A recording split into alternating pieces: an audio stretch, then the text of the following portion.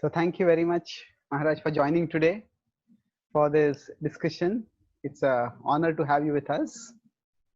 And we are having these monk podcasts as discussions on topics where the bhakti wisdom intersects with the search for understanding and the broader discourse that's happening in the society. So we basically are targeting these discussions for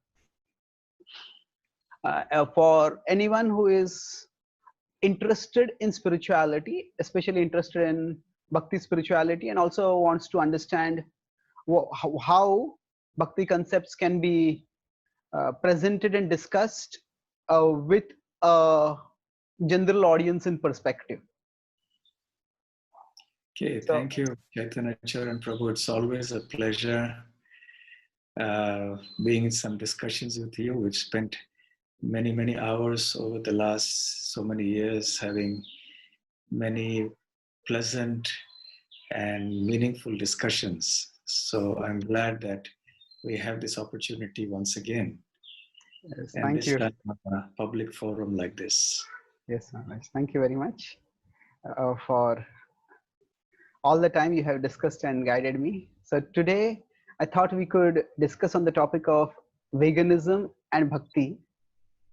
And I would like to talk about this in broadly, if it is okay with you, just three broad terms.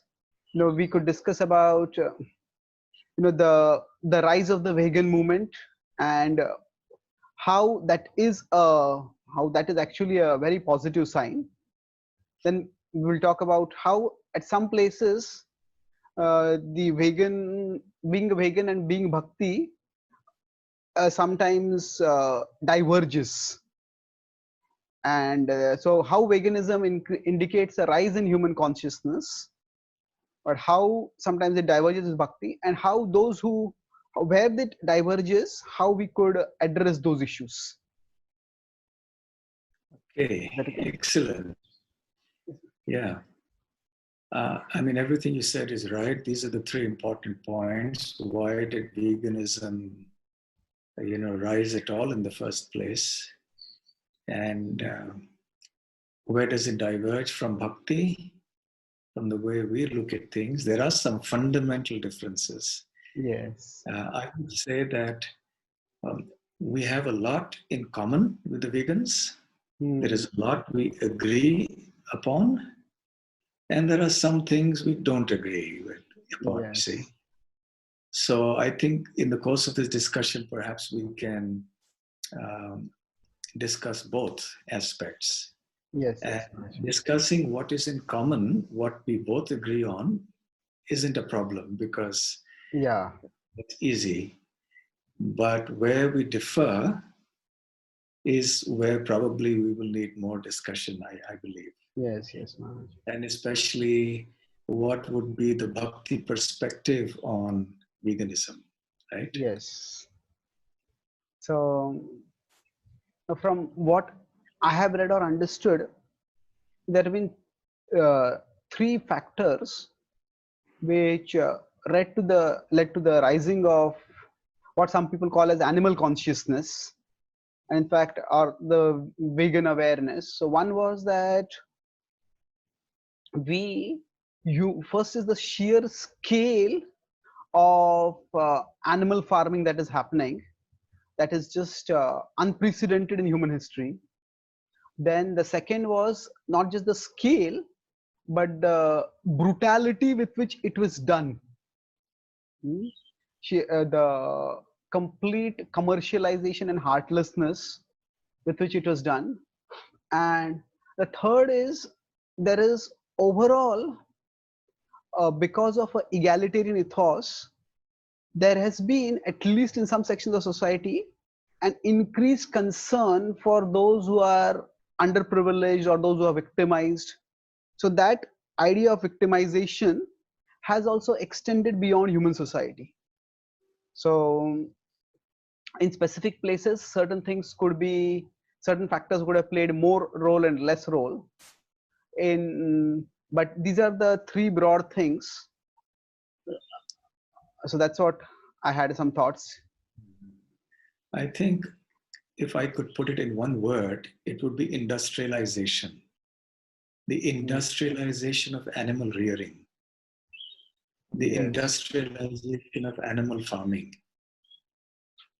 the industrialization of meat eating. Because when you talk of industrialization, you talk of something done on a mass scale.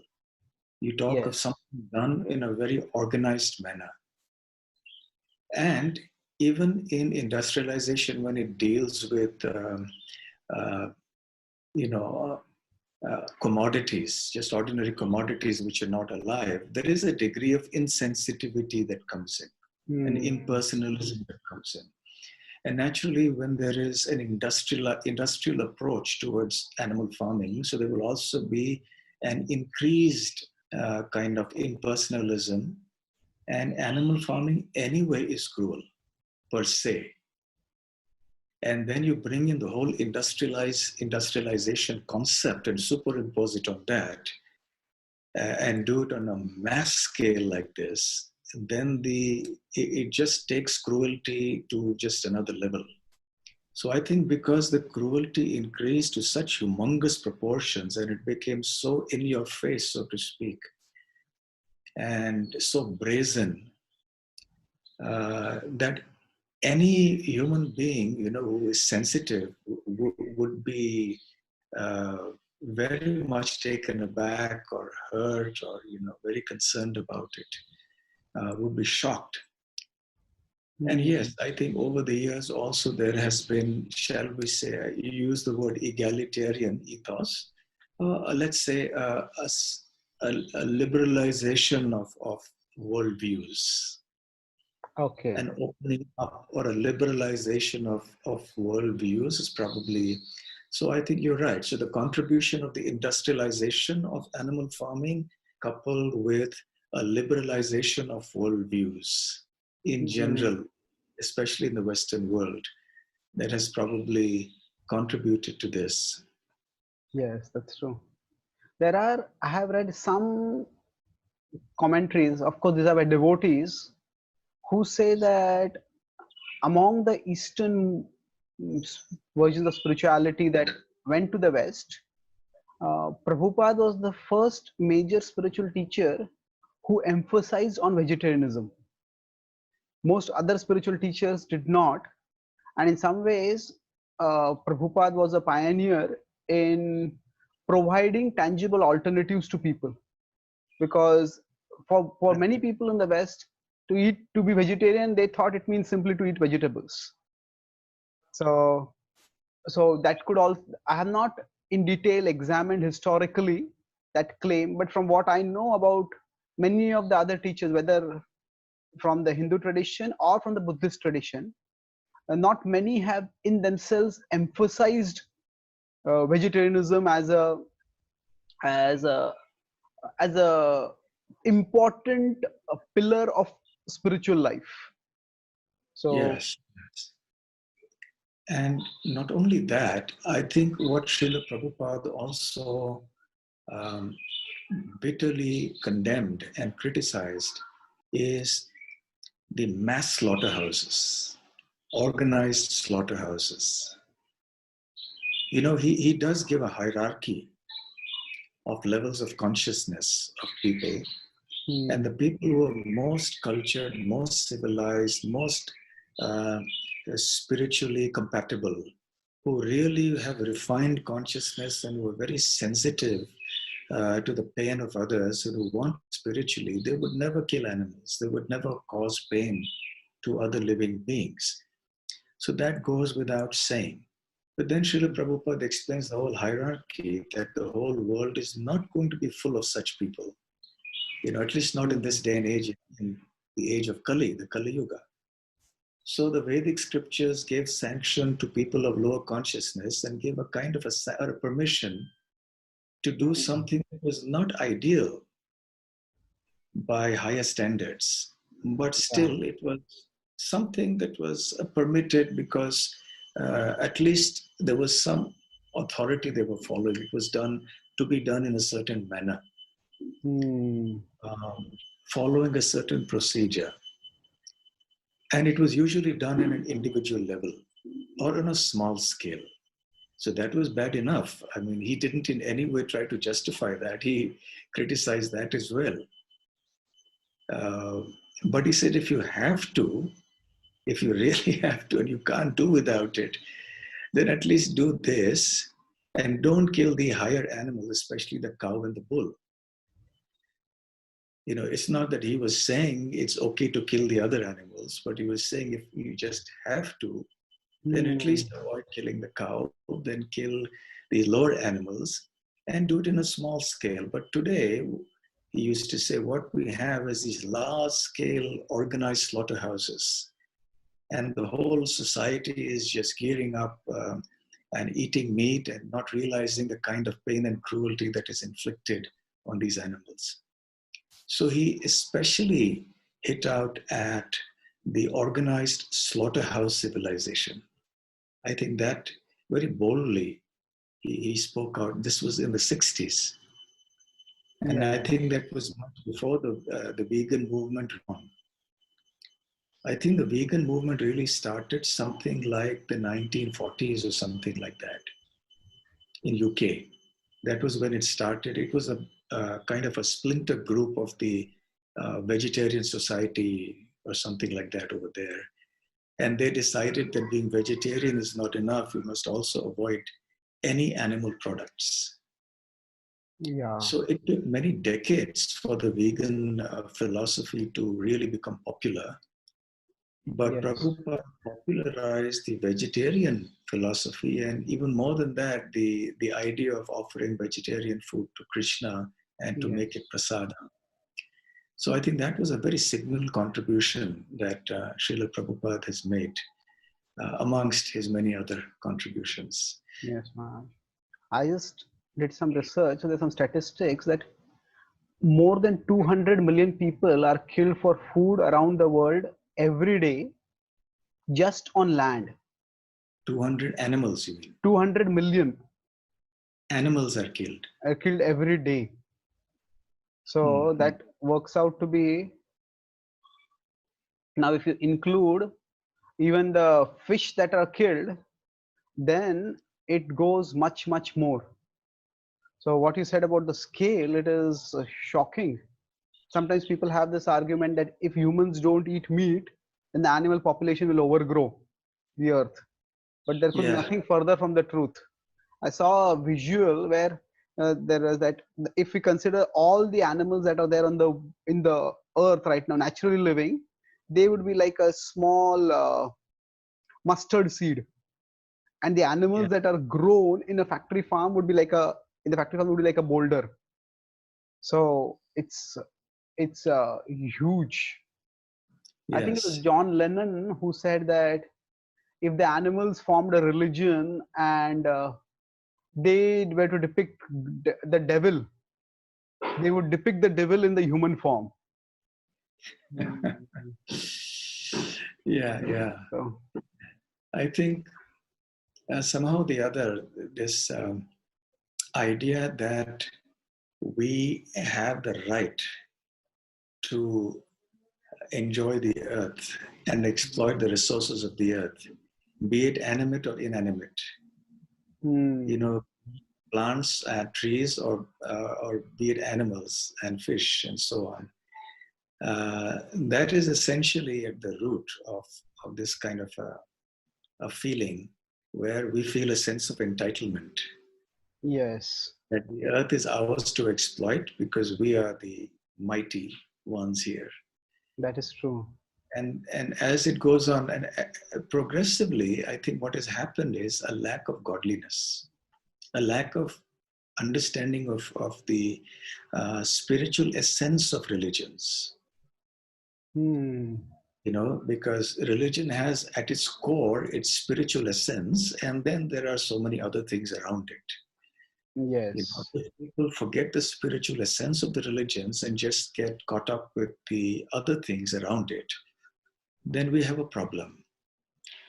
So therefore, Srila Prabhupada used to say that, you know, Jesus Christ said, "Thou shalt not kill." I've been hearing lectures of Prabhupada, you know, when I take lunch. True, yes. And it's amazing in these conversations how he brings up this point again and again, so many times, that thou shalt not kill. And now you have translated that as being thou shalt not murder, which means that you're only saying killing humans is prohibited, but killing animals is all right. So he never lost an opportunity to bring out this point that, you know, we have to, for a civilized society, stop this organized mass slaughter of animals. Yes, that is So the true. figure you said is astounding. 200 million animals killed every single day. It's just mind-boggling. Yeah. And this is not, it is not going unnoticed by Mother Nature. And it's not going to come free. It's not going to come without its heavy cost. It's not going to come without retribution or reactions from nature. You know, violence begets violence, pain begets pain, cruelty begets cruelty. And it's going to come back to us in so many different ways. And that's what Srila Prabhupada said, right? That because we do mass killing in these organized slaughterhouses, so it comes back to us in the form of wars and epidemics and pestilence and natural disasters. There is a kind of a direct correlation, although in today's day and age, where we try to have empirically correlatable, you know, kind of situations, we say, okay, what is the tangible evidence that this earthquake or this pestilence is directly caused by such and such act, you know? Sometimes it may be possible to establish such a causal relationship, and sometimes it may not be possible to directly establish it. But Prabhupada pointed out that these things cannot go unanswered, you know. Yeah. So when things go on such a humongous scale like this, and see, even in a country like India, you know, I remember some months ago, I checked up on vegetarianism. Do you know the statistics, how much of the world's population, human population, is vegetarian? Oh, no, I haven't checked that. It's not a very it's large number. It's about 8%. Oh, really? Just and 8, yes. And that 8 also includes what they call semi-vegetarians. So I don't know what that means. Perhaps people. Yeah, some people say that they can take fish food, but not other animals. They have that idea. Okay. And I guess most of them, at least till some years ago, were in India, right? But even in India now, the number of non-vegetarians is increasing rapidly. Yeah, it's ironic that that in the West, becoming a vegetarian or vegan is considered cool, but in India, even now, becoming a non-vegetarian is considered to be modern, progressive, breaking of the shackles of tradition. So that's the way it's portrayed. Yes, yes. And because some celebrities are taking to veganism, it's also becoming cool now to become a vegan. Yes, I think that has just happened in the last, maybe you could say, last couple of years, last few years. Yes, it started happening. Right, right. So going back to the point about religion, you know, from what I understood, veganism was also a reaction to the prevailing worldview. So there was within now Christianity itself is a very big religion with many different worldviews within that, espoused by different schools. But there is one school of thought which holds that Christianity itself desacralized nature, because their idea is that God exists beyond this world and souls are present only within within humans. In fact, the Abrahamic religions in general, they don't have a innate understanding of spirituality being pervasive, that the soul who can be redeemed is the souls who can be redeemed are primarily human souls, if you may use that word. And so there was, to some extent, the idea the flora and fauna are just a backdrop for the central human drama of redemption through religion. Yes, So yes, now that ethos, where there was the idea that the nature is just meant for our use, that got further aggravated by industrialization. So at least when the religious worldview was prominent, then okay, then the world is for our use, but this world is not our home ultimately. So we have to devote ourselves to God and go beyond this world by His grace. But as the scientific worldview spread, skepticism about any other world increased. So the human endeavor became that there is no such paradise in another world. We have to create paradise here itself. And then we already had a desacralized view of nature. And then if we had developed technological resources to exploit nature, and so in this case of animal farming, if animals are meant to be consumed, then why go through all the trouble of finding them and shooting them or slaughtering them and catching them? Just to grow them and slaughter them, and not just in a small way, in a huge way. So it was almost like a 1-2 blow. You can call it a double whammy or something like that. A yes, desacralized view of nature and an increased power to subordinate nature to human will. So yes. that those two things, they came up. And yeah, any thoughts about this? Yeah, I think interestingly, it's just coincidence that I'm writing an article exactly on something like Oh, this okay. right now. Uh, I think the word for what you're mentioning, what you just described very nicely right now, I think the word for that would be anthropocentric. You know, Yes, that's true. anthropocentric, anthropos referring to humans. So it's a human-centered world, Hmm.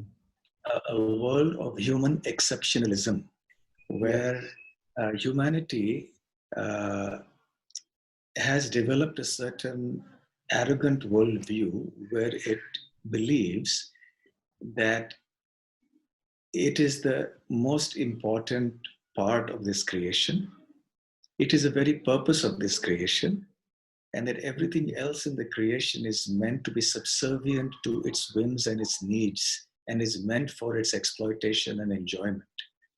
So the resources of nature, as I was mentioning earlier, according to this viewpoint, would be um, whether animate or inanimate, should be at the disposal of humans.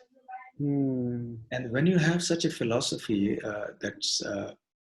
that's propelling you forward, then that makes the most cruel things seem ethically unobjectionable.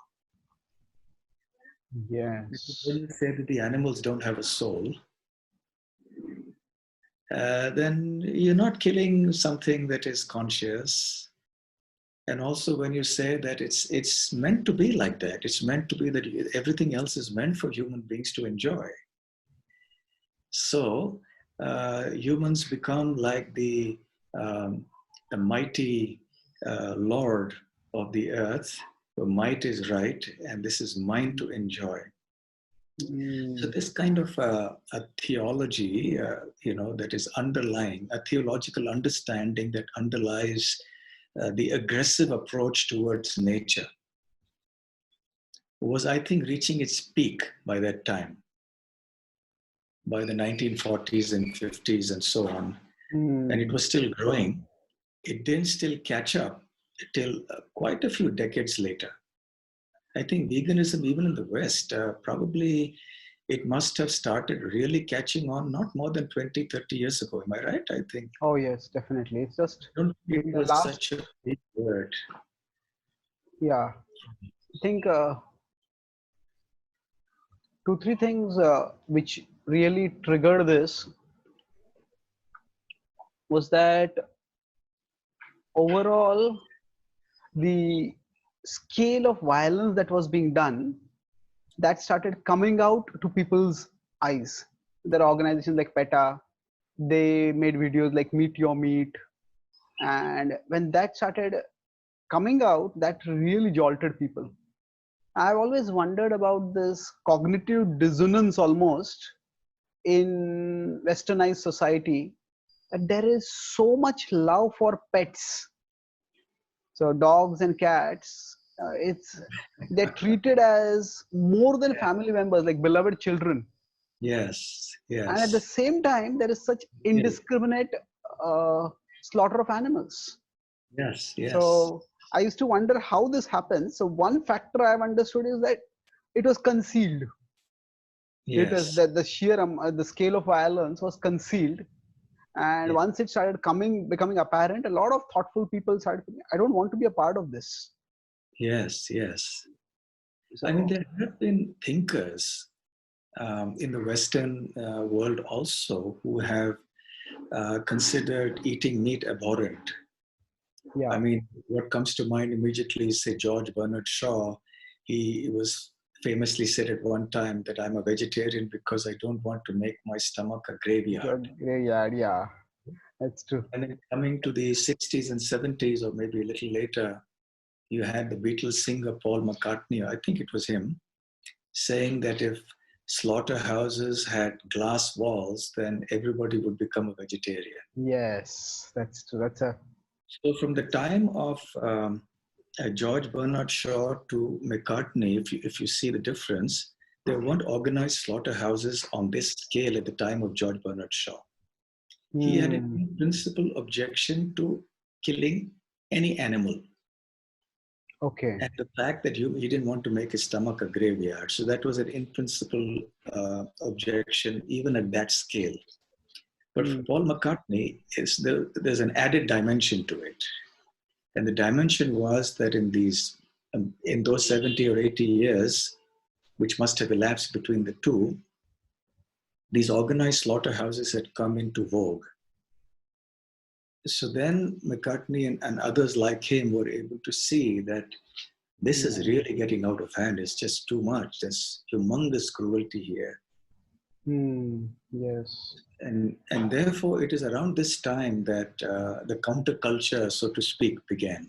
Yeah, the 60s, 70s, and that gave birth to organizations like PETA and many others like that. And they strengthened the vegan movement, which started in the 40s, 50s, 60s. Yeah, that's true. So relatively speaking, we could say the Vedic worldview is much more supportive of caring for animals. Mm, Definitely, definitely. mm. Yes. So now one question that comes up is this care actually reflected in Indian society? And this is, I think we are moving to the second topic of where veganism diverges. So their concern is that religion, one concern among many, that if you have a religious motive for caring for animals, then it becomes selective to which religion, which animals are considered sacred by your religion. So, so if say in the Abrahamic religions there was no religious motive specifically for caring for animals, and then there's indiscriminate slaughter. In certain other religions, some animals may be cared for, but those animals are venerated, and other animals are just completely they are neglected and they are abused and they just left to die. So is there a in practice how much is the spiritual vision that all living beings have souls, does it lead to an ethos of caring for animals in general? Yeah, I think it does.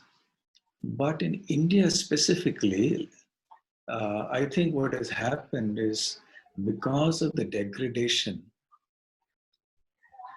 in society in general, in values, Hmm. and because of the deterioration in the spiritual culture and the lack of teaching and the heavy, shall we say, forays that materialism made into India Mm. through colonization, through the industrialization, through modern science and technology, and all of these things. Gradually, the Vedic culture of sensitivity to animals and to all life forms, the Vedic understanding of the divinity of the world around us, that got compromised, it got weakened. So even till a few decades ago, let us say, it was quite common to find uh, vegetarianism being very much more prevalent than it was today. Mm. Today, over the years, then especially the last several decades, it became quite fashionable in India, or cool to become non-vegetarians, and to think that those who were vegetarians were backward, or they were, old-fashioned, or something like that. Yeah. But prior to that, the culture was very strong that they would feed animals, they would feed birds. They would keep aside a portion of the food cooked at home to feed the animals and the birds. So this was a prevalent culture. So along with the fact that the proportion of vegetarians was very significant in India Mm. compared to what it is today, and that the culture of spirituality and of compassion for all living entities was still pretty much there, Yes. we could see that uh, this kind of big slaughterhouses hadn't come in. There was killing of animals, certainly. There were non-vegetarians, for a long, long time. Mm. But I don't think the organized slaughterhouses started till, just maybe 5 or 6 decades ago. I could be wrong, but roughly Yes. thereabouts. Yes, So that's it is true. because I would directly attribute it to the decline of spiritual culture, the Yes. lack of awareness amongst people in general. And similarly, in the Western countries, the decline of godliness and the decline of understanding of the spiritual essence of their own religions, and Mm. the rise of materialism, fueled by various other modern dogmas like atheism and so on. Mm. That's true. No, although India has become significantly westernized, I have still not seen the vegan movement spread much in India. And as compared to the West, it is there, but it is not that influential. And I was looking at the reasons for it. So, one reason is ideological, that somehow there has been a strong anti Brahminical leftist ideological surge, and often vegetarianism is portrayed as a brahminical activity, and that's why there are some groups who have something like beef eating parties and other things like that, where they consider becoming a non-vegetarian as a statement of rejection of what they call as brahminical authority or brahminical autocracy, which they said led to the caste system. So there are a lot of complex ideological tensions over there. Yes, yes. Actually, there are two different kinds. These are two groups, one would say. One, as you said, are those who are driven by a certain kind of ideology that you've described.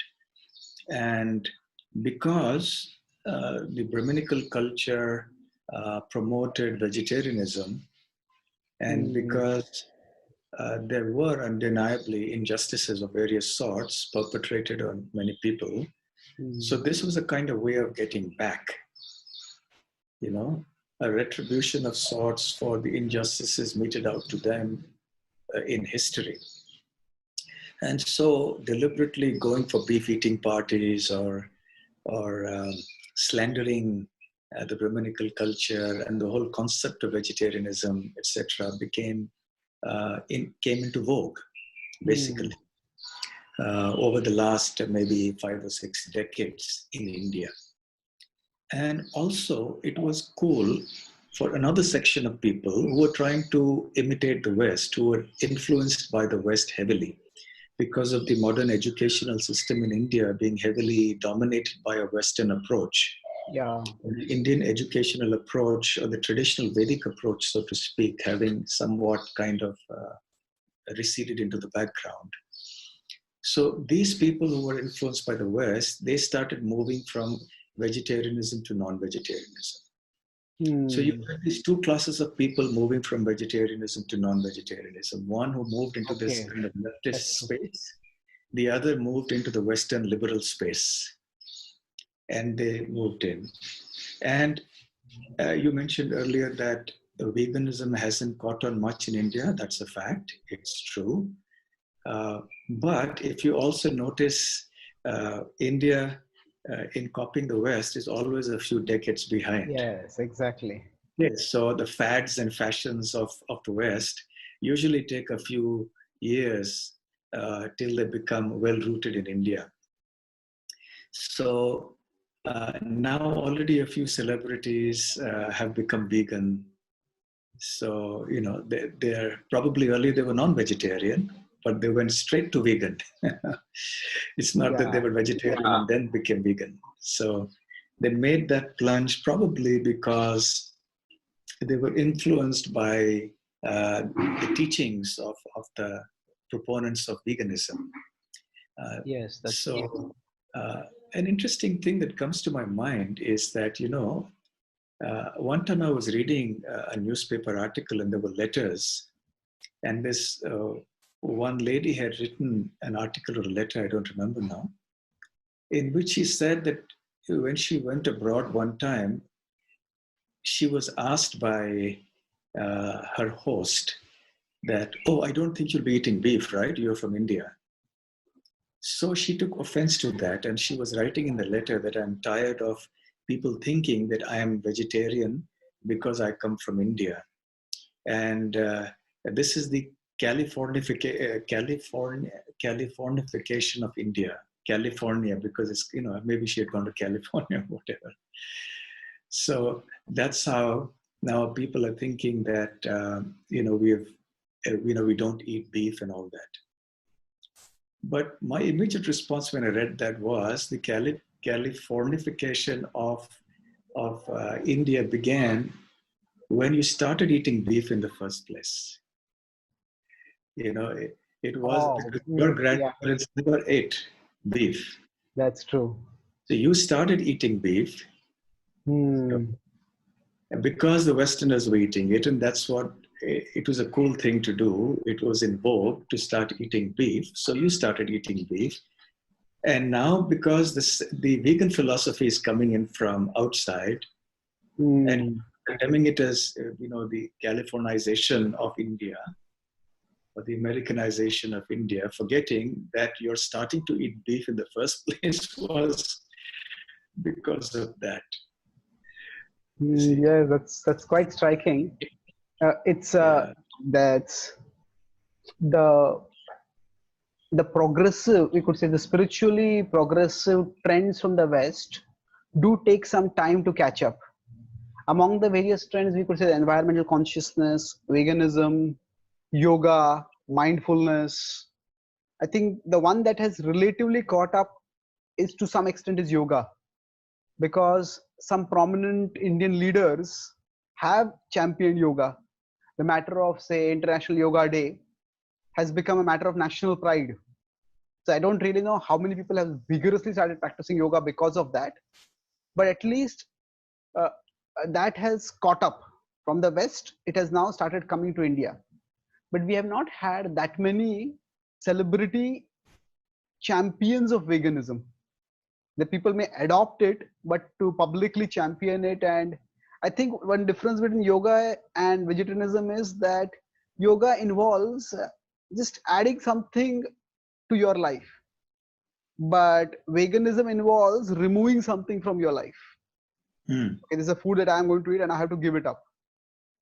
So the cost is a bit more, and in that sense people may object, people may not want to endorse it publicly.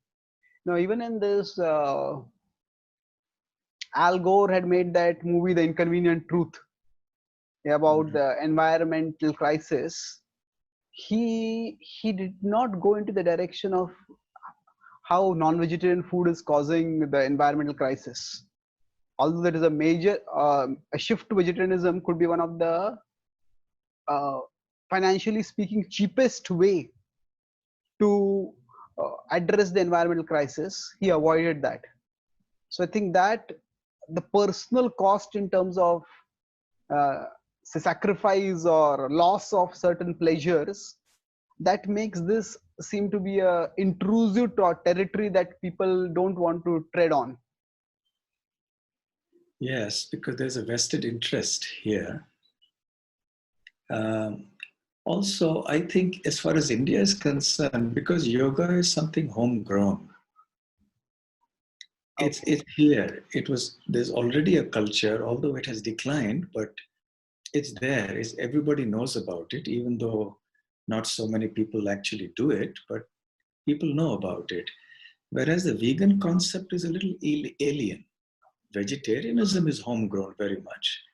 Okay. But vegan, the idea of giving up, let's say, milk and dairy products is rather alien and strange to a country which reveres the cow as mother and which glorifies the cow for all its products and its utility and value for the human race, and where you have yoga therapy and Ayurveda, which also focus a lot on milk and milk products. So this is kind of something alien. So this has caught on more with people who were kind of influenced a bit more by the Western mode of thinking, but also uh, because they realized that there was some substance to what the vegans were saying, as we also do. That the eating of non-vegetarian food became tainted with such enormous cruelty that they saw that what the vegans were saying was correct. So there is that aspect to it also. So I think that has contributed to a few people taking up veganism in India, and I think from what I see, it's growing. A few celebrities have kind of publicly stated that they have become vegans, and it will grow. I think that's my feeling. So you stated the key differences between veganism and vegetarianism. So one, I think the major would center on, for from an Indian perspective, would be on a cow and taking milk and other cow products. Are there any other places where maybe you could list what you feel are the major differences between veganism and vegetarianism as was traditionally practiced in India with a spiritual understanding? Or we could say the Bhakti perspective and veganism, which are the major separating, diverging points? Actually, I think veganism is a philosophy that objects strongly to the usage of any animal products of an animal origin, because they believe that fundamentally doing so involves exploitation and cruelty. So from what I understand, this is the core or the essence of the philosophy of veganism. And therefore, they avoid eating meat, fish, etc., eggs. And in that, we are totally with them. So this is where we agree heartily with them, that we don't eat fish, meat, eggs, etc. But they go a couple of steps further, because they say it's not only in respect of food, but also in respects of clothes and respects of personal artifacts and belongings and anything of human use, should be avoided if it is of animal origin. So basically, what does that mean? The first thing, apart from meat, fish, and eggs, that the vegans avoid is milk and milk derivatives. So that's butter, yogurt, cheese, lassi, and so on and so forth. And that's something that is so deeply steeped in Indian cuisine and Indian culture and in Indian philosophy, Indian spirituality even, that it's hard to accept this as a principle. But we'll come to the point of where we understand where they're coming from. It's because of the cruelty involved in extracting milk nowadays. So we agree with them over there, but not with the fundamental principle that because it's an animal product, it's necessarily a source of a cause of exploitation and cruelty. If indeed there is cruelty and exploitation in drawing milk from the cow, then we don't want that. So we agree with them on that point. But traditionally in India, for so many millennia, the cows were looked after, very lovingly with great devotion. Lord Krishna set the standard in Vrindavan as the original transcendental cowherd boy. So anyway, that's the first point where where we differ from vegans, because they don't eat milk and milk derivatives. Second thing is honey. Yes. We take honey, they don't take honey. Again, there's a similar principle there, because they feel that extracting honey involves cruelty and exploitation of the bees.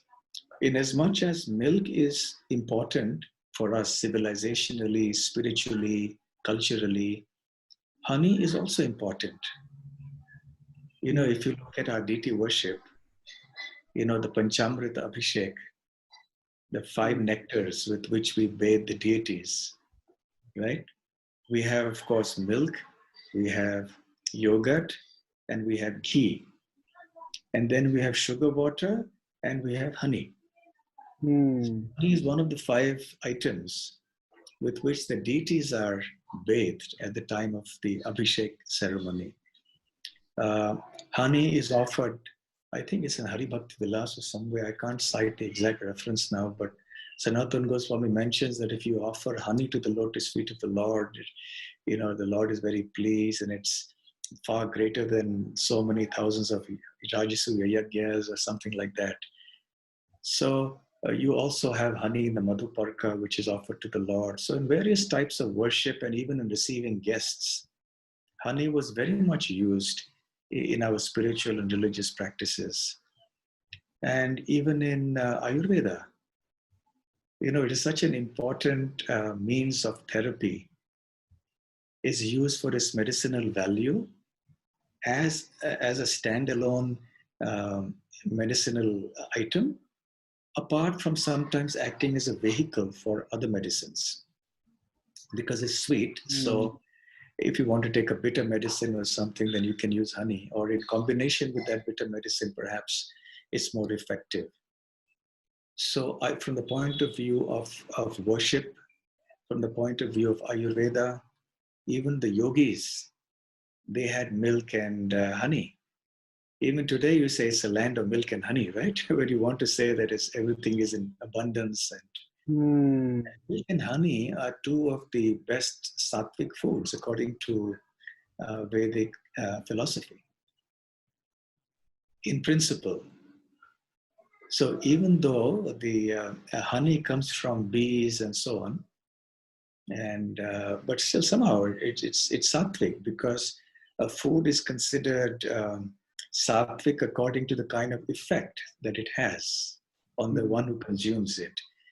It's known as sattvic or rajasic or tamasic, in the mode of goodness or passion and ignorance, according to the kind of qualities and properties it has. So honey has a kind of a property that invokes or in the sense of a mode of goodness in people. Yeah. So honey is the second part, right? So there's milk, there's honey. As far as food items, I think, as far as I can see, these are the only 2 main differences. And perhaps some other things like, gelatin capsules and other things which have animal products, Yeah, I think wool might also be a concern. Woolen clothes. Yes. Even wool. If you go to clothing, it's quite a bit. Other things Yes. coming. Absolutely. Wool and silk. Silk, yeah, and Wool and silk. These are also two interesting items that vegans don't use, whereas we have a different take on that from yeah. the So perspective. now I have been thinking about this, that at one level, at a intuitive moral level, it does seem right. Animals are not for our use. If we don't approach it from a perspective of a particular culture, that animals are not for our use. In fact, the word use itself jars a thoughtful human being. No other human being is for meant to be used by any other human being, and no other living being is meant to be used. However, while we agree with that, we don't want to use other living beings, but nature itself doesn't exist in isolated compartments. Now, there is interaction, and we see that there are various modes of relationships among natural in the natural world itself. There is, of course, predators and prey, but then there are symbiotic relationships. So there are various modes, and we cannot isolate humanity from the rest of nature. One way we try to isolate it, so we could, if we consider a pendulum, in some ways we had isolated humanity. At one extreme is we are above all of nature and we will dominate nature. So now maybe the pendulum has swung to the other way in veganism, and it says, that we are separate from nature and we won't take anything, specifically here from the animal world. So mm, you have become muted somehow.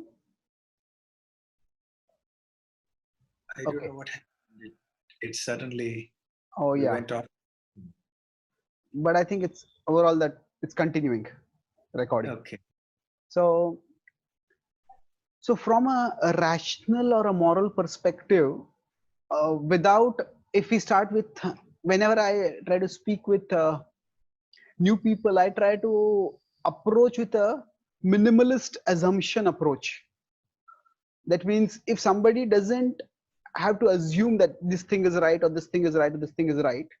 So if, say, I don't consider cows to be sacred, but still, or I don't consider milk to be special as compared to other products. So from a rational perspective, or even from a moral, something which feels right. So one approach I thought is that nature exhibits multiple relationships within each other, within various living beings, and we humans could also have multiple modes of interaction. So certainly we don't want domination and exploitation of the animal world, but just taking some animal products, does that necessarily lead to exploitation? So yeah, any thoughts about that? This is precisely the point. I think that the vegans are going too far. Yes.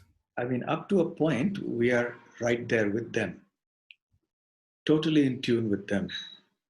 But beyond the point, then I feel they go too far.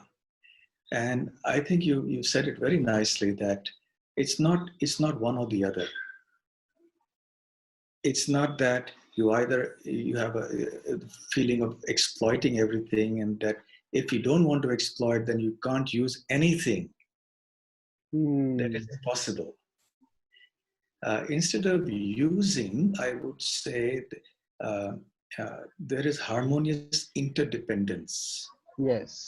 No species, no race, no individual can exist independently in this world, right? We are dependent on a million other categories, animate and inanimate. We are dependent on the bacteria in the soil, without which we wouldn't have any crops. No plants would grow if it wasn't for the microbes in the soil. If it wasn't for the microbes and bacteria in our gut, in our intestines, we wouldn't be able to digest the food. And so many crucial functions are performed by little insects, by germs, by birds who pollinate, the bees who also help in pollination. So it's all one very complex, inconceivable networking of harmonious interdependence. No one can say that I will not use anything else. Then you won't be able to survive. But what we do say is that don't be cruel. Don't exploit. You cannot live without using something, quote unquote, but use it according to certain criteria. So I would list out the following criteria that we would keep in mind to regulate this principle of using something from our environment. Okay? What would be the guiding factors that would dictate whether and to what degree we can use something from nature, whether it's an animal product or not, whether it's a vegetable product or not? I mean, for the matter, it's not just that we have, there are problems with animal products, there are problems with plant products as well. We could indiscriminately cut trees, we could do so many other things and exploit plant resources as well. So I would say that whether it's plant-based or animal-based or animate or inanimate, the following criteria can be kept in mind to guide our decisions on what we can use for our benefit and to what degree. Number one, I would say that that particular use should be recommended in our scriptures, or at least permitted, or at the very least not prohibited in the scriptures. First point. If that first point is okay, if that's fulfilled, then we go to the next, that we should not use it with cruelty. We should not inflict pain and cruelty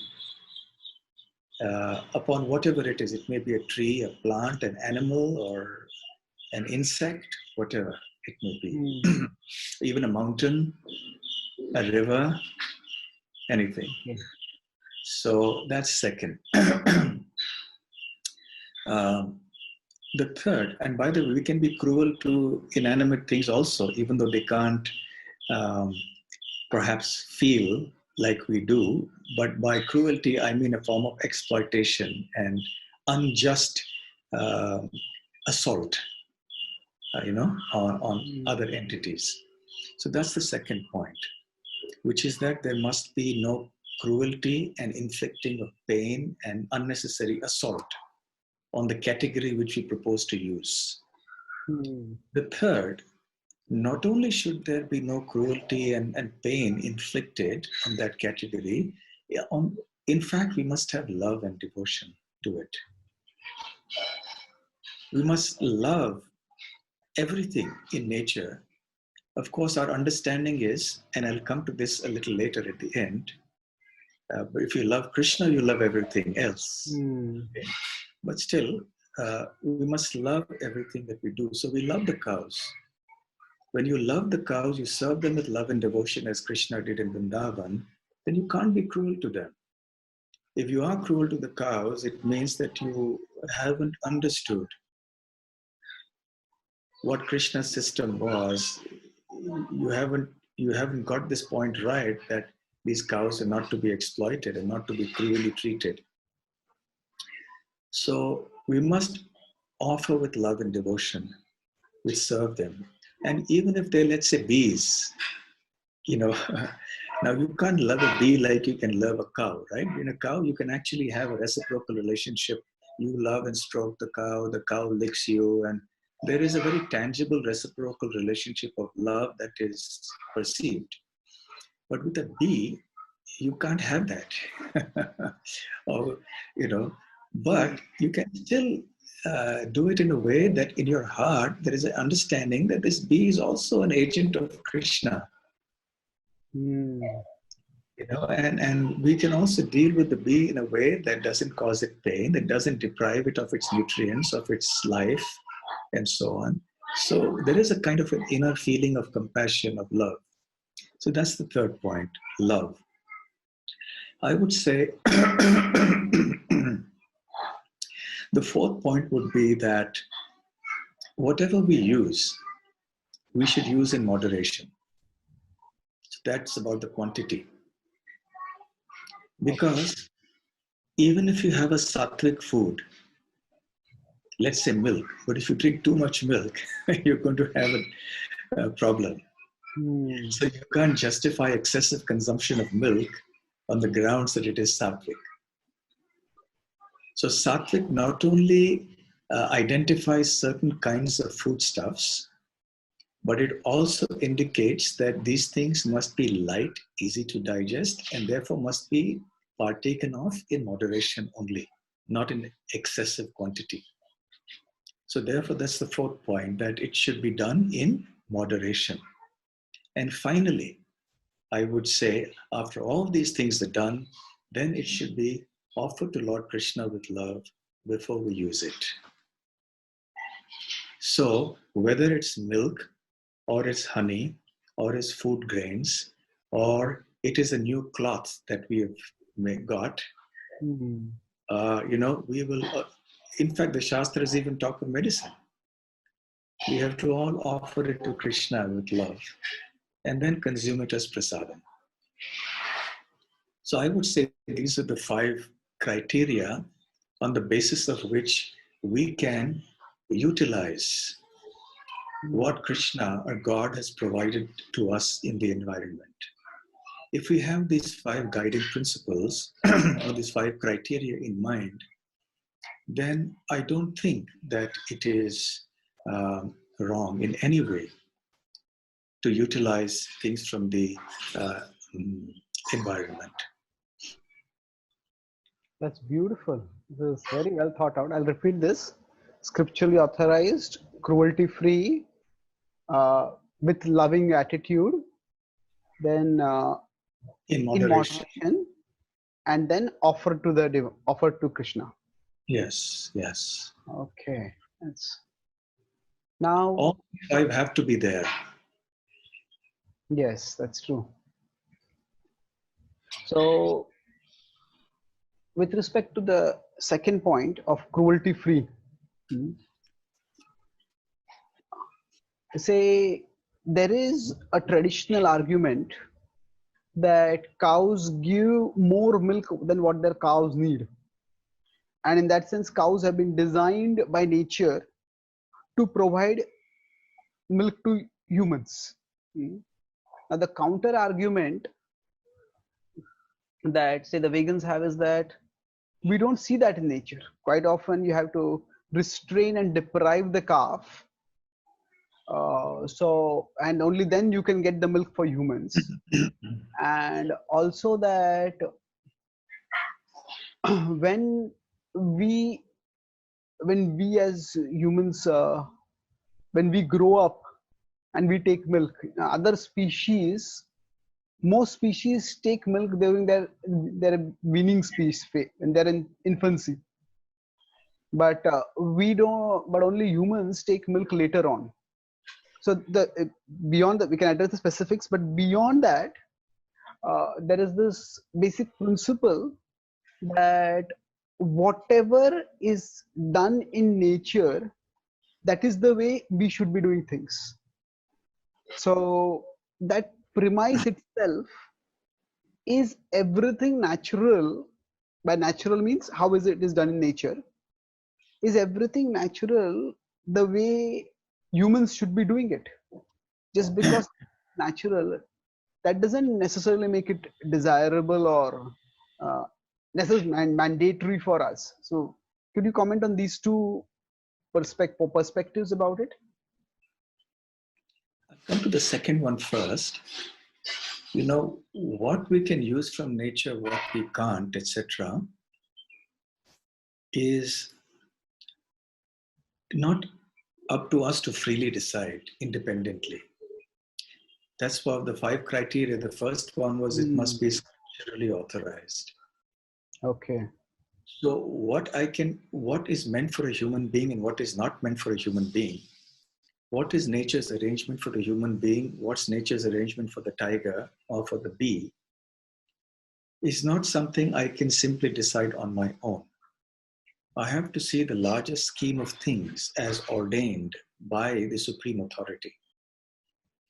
Now, the problem comes in when environmental activism comes devoid of God consciousness. So you have Mother Nature, but you don't have Father God. So you try to struggle to protect Mother Nature, which is noble, which is good. But unless you do it under the guidance of Father God, you will have a problem. Because your environmental activism and your protection of the environment will be incomplete. So whether a human being should drink milk in adulthood or not, considering that all other species drink milk only in their infancy, in their childhood, and only humans are the ones who drink later. Now, is that natural for humans or not? Who decides? So we have the Shastra. And the Shastra describes the cow's milk as being one of the most sattvic foods that are best for developing the health, the physical health of the body for humans, and also for developing the finer tissues of the brain, as Srila Prabhupada puts it, and to develop a kind of a spiritual inclination to live a happy and wise life.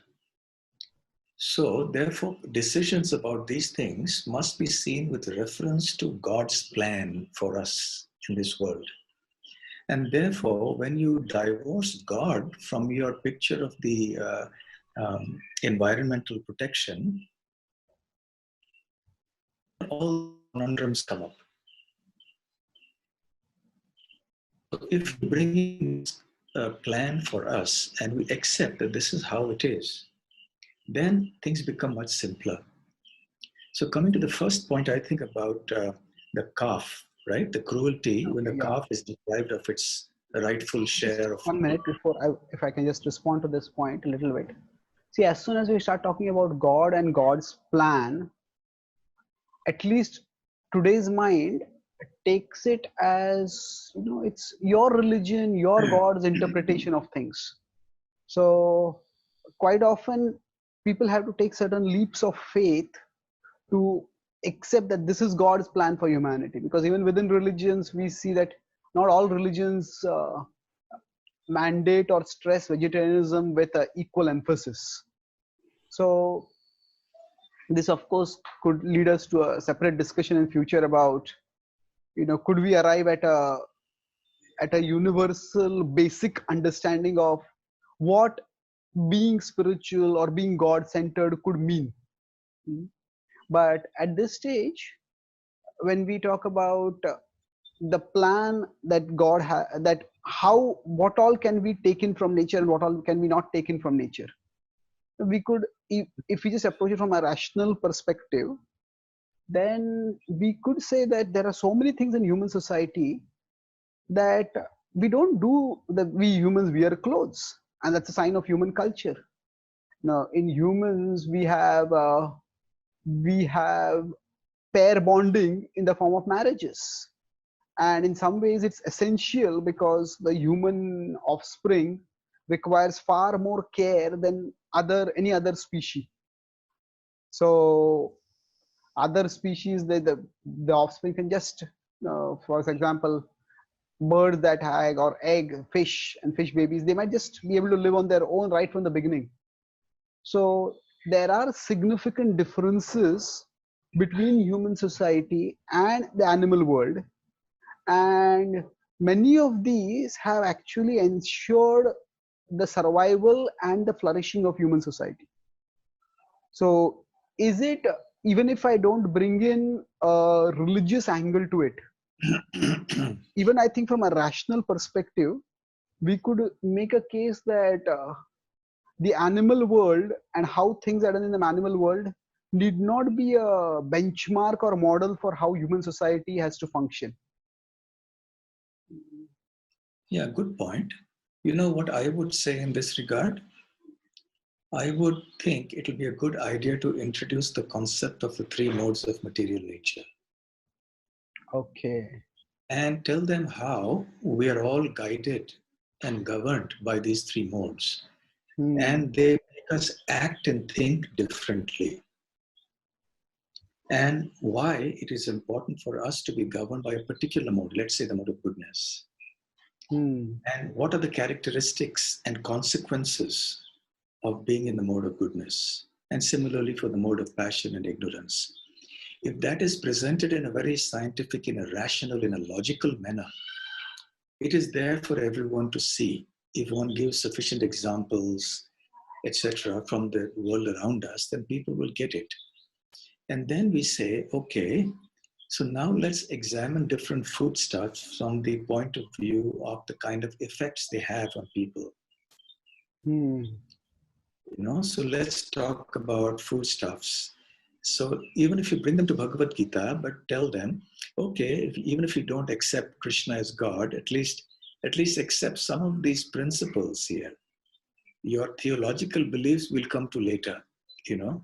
Once they develop faith in the three modes of material nature and many other things that are mentioned there, they will slowly start developing faith that, yeah, the person who's speaking this must be really great, because he's speaking something that's so rational and so wonderful.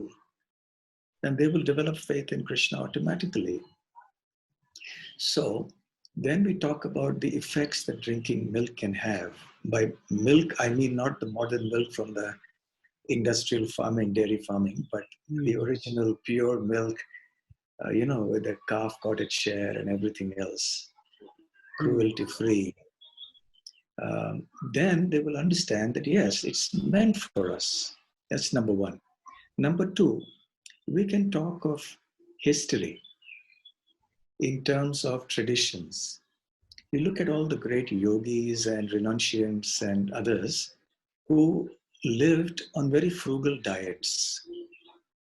Many of them lived in isolation in the forests or in the hills, and they ate roots and berries and fruits. And there was some who lived exclusively even on milk, right? Hmm. And they managed to sustain their bodies and remain very healthy throughout their life just by drinking milk. And because of that, they had such a pure consciousness. And because of that, they were then able to pursue their spiritual activities properly. So even if people don't believe in the concept of a personal God, if they think that's a sectarian idea, etc., at least they can understand logically the concept of the three modes of nature. And they can also understand that there is something spiritual, there is a spiritual process, there is a world of spirituality. And there is a group of people in history who have traditionally been following this kind of life. What are the kinds of foods they ate? Yes, just look at that. So in this way, I think we can bring to them, bring to their notice reasonable. Hmm. That's beautiful. So there is a there is a what is called as metaphysical or philosophical spirituality, and there is also pragmatic or functional spirituality. And pragmatic spirituality is where, if at an empirical level the benefits of certain spiritual practices are explained, then that that can be adopted, even if I still don't accept or have some reservations about the metaphysical claims of that particular uh, worldview or that particular spirituality. So I find that the empirical spirituality can act as a good bridge, so that people don't have to take a leap of faith. They have a bridge by which they can walk across toward that faith. So it's a so three modes is a fascinating topic, and maybe we could discuss it again in future of what it means. But yes, Yeah. in terms of three modes as well as What's traditional. happening is there's some internet issue. Oh, okay. Now it's Is it at your end or my end? Is my internet weak or your internet? oh, okay. But has it stopped now, or is it still there? lost you for a few seconds. Am I I back? got the point overall. Now you're back to, I can see you again now. Okay. Okay, so if I understood you right, you think that there are two approaches. One is the metaphysical, theological approach, and the other is one that gives a pragmatic presentation of the philosophy and theology in such a way that is empirically verifiable. Yes, that's the approach I'm speaking of as a second option. But in doing so, you also present a model. Yes. It's very much a part of the philosophy, like the three modes of material nature, the whole concept of it. You know, so it will make them realize that what we're saying is really quite reasonable. That's true. Right? That's true. Yes. Yes. You had also mentioned the first point was about the calf not getting the milk. Yes, that's true. Mother. And that's something that's at the heart of the whole problem, you know. And I agree with the vegans here, because today the industrial dairy farming has become so full of cruelty. The less said, the better. It's unspeakable, the things that they do. So I would say that the criteria for us to accept milk should be as follows, and these were all followed in the earlier days in India and other places as well, most places at least.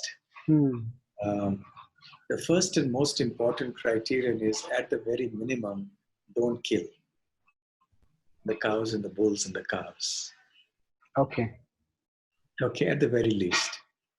Second, look after the cows and bulls with love and devotion. Okay. Third,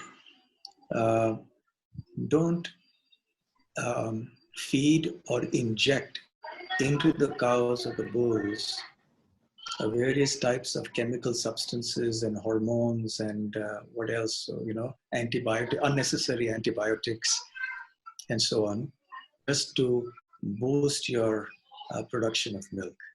It is very harmful to the cows and the calves. Fourth, do not confine them to the stalls all day and all night long. Let them graze freely in the pasture lands, in the forest, or at least in some courtyards, and they should have access to grazing land as far as possible. But let them not be exclusively confined, because that's also a form of cruelty. The next point would be very, very important point. Don't separate the calf and the mother. Okay. And the cow becomes very joyful when the calf is with her, and the calf feels very sheltered and protected when it's with the mother. And so the cow gives milk profusely when she's in a cheerful mood. The other day I was hearing Srila Prabhupada's lecture, and he was saying that you want to artificially extract milk from the cow by injecting and by doing so many other nasty things. But if you just keep the cow happy and joyful, out of sheer pleasure, the cow will give abundant milk. There will not be any shortage. So when the mother cow is with her calf, she feels so happy. And if she's overall well looked after by the cowherds, with care, with devotion, and they're allowed to graze, they're fed properly, etc., then they will give ample milk. And the first right of the milk, or to consume the milk, is with the calf. So the calf should get its rightful share of milk from the mother, and the calf should be allowed to drink to its full satisfaction. Even if it means that as a result of that, we as humans get a little less milk. So when the whole focus is on trying to extract as much milk as possible from the Mm. cow. When you look at the cow as a milk machine, then naturally cruelty comes in. But if you understand that the first right to the milk of the cow is given to the calf, then the excess milk can be taken by humans. And that is a fair thing for humans to do. So there are other things also in terms of cruelty, like, nowadays they have these artificial milking machines which cause a lot of pain, and very often the pus and blood also comes into the milk from the udders, and they're practically on to be kept on the udders almost all day long, 24 hours if I'm not mistaken in some cases. So in this way there are any number of cruel practices which they perform. I've just given a sample, but at least these principles must be followed very strictly. Then we can say that this kind of milk is totally acceptable. And if these criteria are fulfilled, then I believe that if the vegans still have objections to drinking milk, then that is not very reasonable. Yes. So we would differ with the vegans in this respect. Yes, that is true.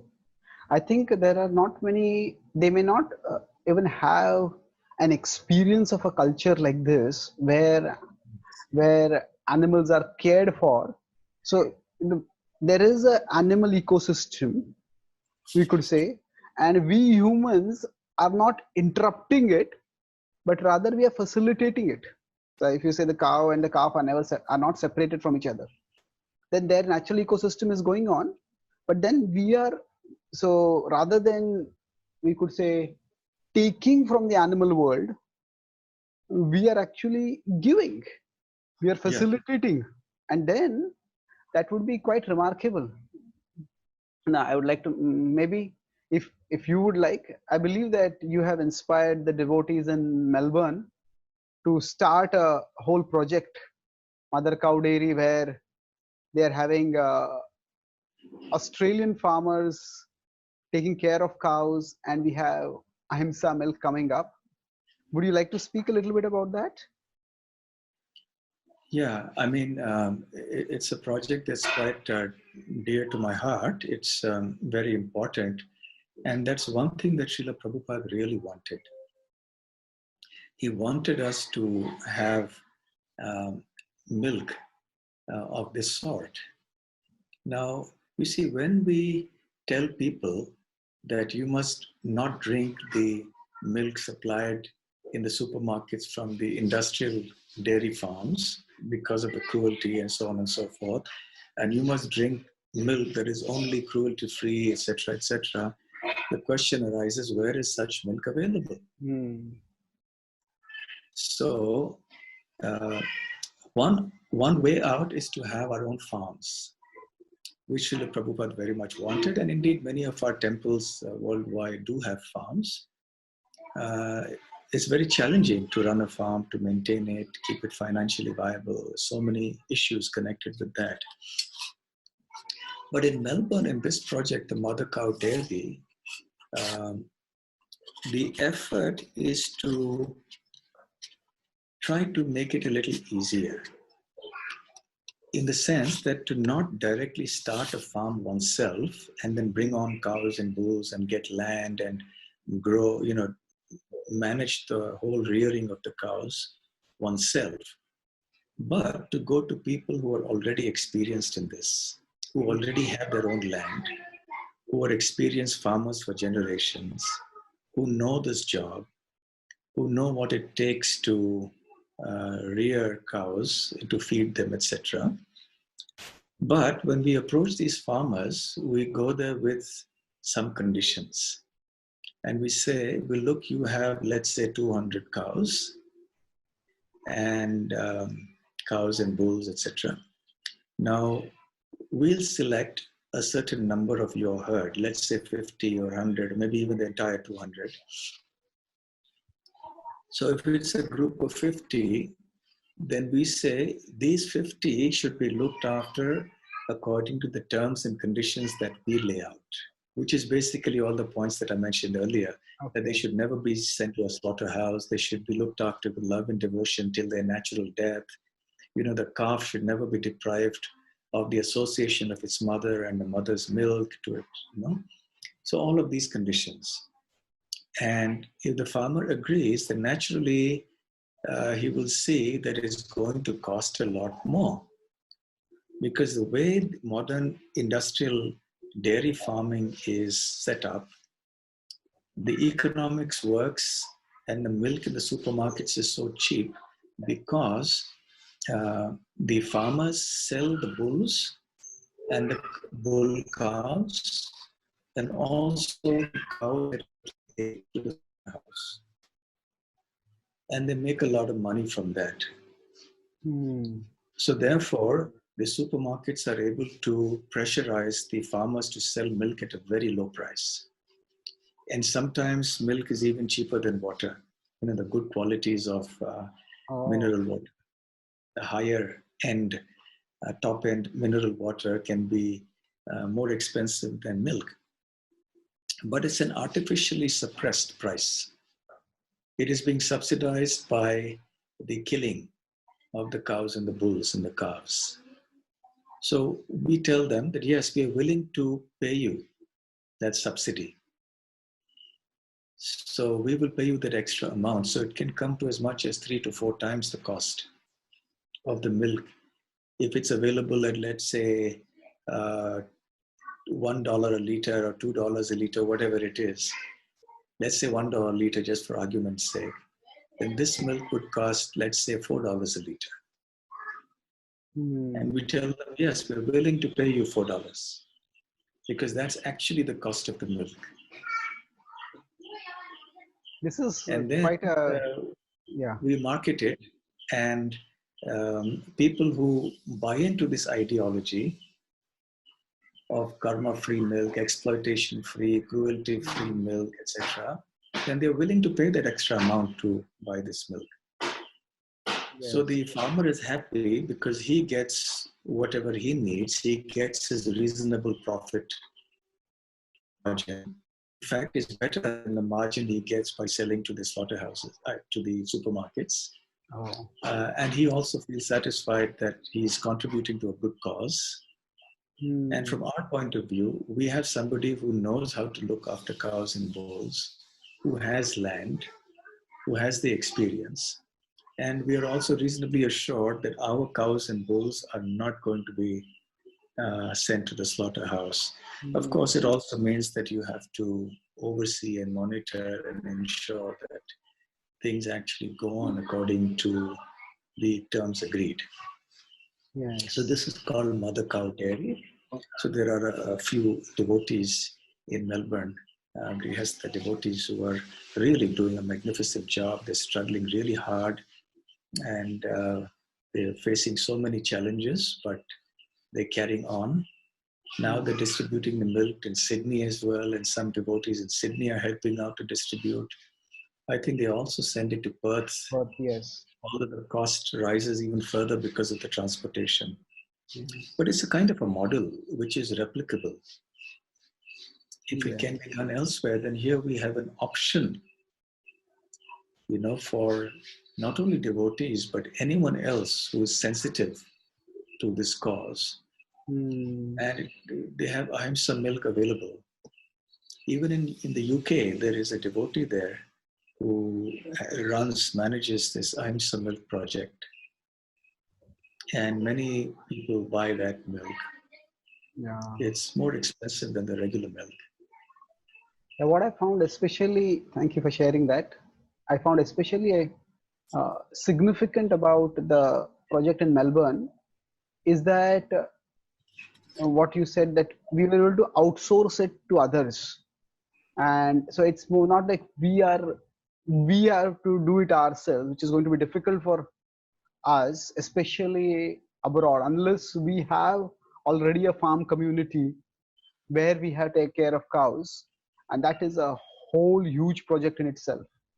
But this is a smaller model where rather than we starting from scratch, if we inspire and facilitate local people to do that, then we could even not just we are protecting our culture, but maybe we are also sharing some of our values with them, and this could Yes. be sustainable. So just this could be, so now if there are three different situations, say if somebody has the option to take ahimsa milk nearby, mm, then it may be more expensive and they have to, that's worth the cost still. That's one option where we get cruelty free milk, ahimsa milk. The other is that we don't get that milk, so we take the normal milk and maybe we pray and offer it to Krishna and then take it. Or the third is that we abstain from milk. So now among these three, say if the third option is there, then naturally that would be the recommended one, even if it is more expensive. But there are places where the third is not available at all. So I have been asked this question, that then in that situation, what do we do? Because at least for our temples, if there's no farm nearby, we need, for the deities, we need milk for the various worship, forms of worship, and for offering the bhoga to the Lord. So among these two, which one to choose at an individual level, not at an institutional level? So my answer usually is that, in spiritual life there are principles and there are preferences. So that that with respect to this particular area, if some devotees, if they don't get ahimsa free milk, they may feel that, yes, this is a part of our culture, so let me take whatever is available, let me offer it to Krishna, and through this, because I'm offering it to Krishna, at least that cow will be benefited by it. And it's not that my not drinking milk, its slaughter is not necessarily going to stop. So that could be one way of looking at it. Take it and spiritualize it at whatever level I can. And the other is, no, I don't want to be any part of it. I don't have any part of it. So if we don't have ahimsa milk, then for functional purposes in that situation, we become like vegans. So what would be your thoughts on this situation? Yeah, this is a question I think we all get asked, yeah, everywhere. Obviously, as you said, if ahimsa milk is available, that is definitely the first choice. Sometimes, even when ahimsa milk is available, some devotees feel they can't afford it. I would think that they should cut corners somewhere, but maybe cut down the consumption of something else, but take this. Now, where ahimsa milk is not available, you have the two choices. Either to buy the regular supermarket milk available outside, or to abstain from it altogether, and as you said, functionally, for all functional purposes, be like a vegan. Now, my personal, what I feel is it is up to devotees to make their choice. There are two schools of thought amongst the devotee, in the devotee community. One prefers one option, the other says the other. Personally, I would fall in the group where I abstain from if it is not ahimsa milk. I avoid milk unless I'm fairly sure that the milk is coming from a place where there is no cruelty. Of course, it's really difficult to 100% know in some cases, but certainly in some places you can have an idea that yes, it is fairly ahimsa, the calf gets its share of the milk and so on. So in such places, I take milk. So then I'm not a vegan, but if such milk is not available, then I abstain. That's my personal preference. Yes, I also try to do the same thing in general. Then what about for the temple? We'll have to go on with whatever is available, isn't it? I would say let the temples feel inspired to set up farm projects where they can look after the cows nicely and they can produce their own milk according to our principles. Hmm. It's a challenge in so many respects.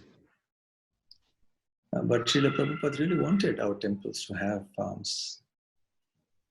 So if we do that, then probably temples will have such milk being available to them, especially for the deities and so on, and for the devotees. That's true.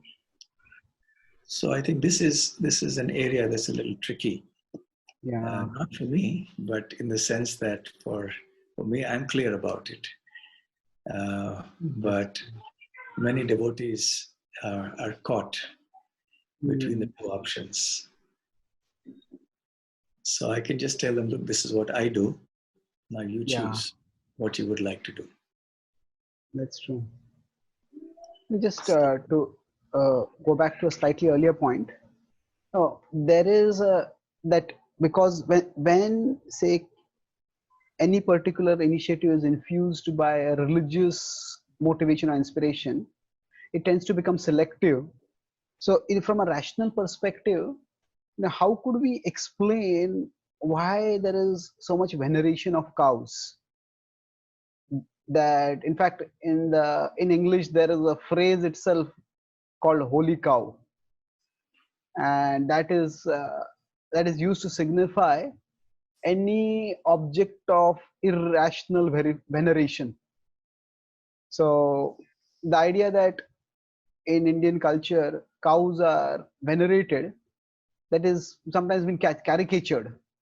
So one thing, of course, we know, and Prabhupada quoted quite often, was that the cow gives us milk, and in that sense, the cow is like our mother. We take our mother's milk, and we take the cow's milk.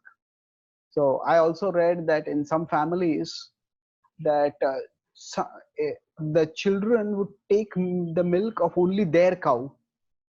They would not even take milk from a neighbor's cow or some other cow, because they had that personal bond. Just like I take my mother's breast milk, so a child would take a mother's breast milk, like that they would take milk from their own cow. So there was a whole culture in which the cow was a integral part of the family. So it is maybe a more of a personal emotional bond that has to be experienced. Without that, it may seem quite difficult to understand. Just like maybe we Indians sometimes find it difficult why people are in the West are so attached to their dogs or their cats. So maybe it is to some extent cultural, but are there any other ways in which this could be explained? Well, I would say, what is rational, what is not rational. If you cynically or to scorn, you say holy cow, use that expression to indicate some veneration that is irrational in their opinion, then today for the West, should you say holy dog, holy cat? Because that's how you revere and venerate your dogs and cats. Yeah. You have your pets at home.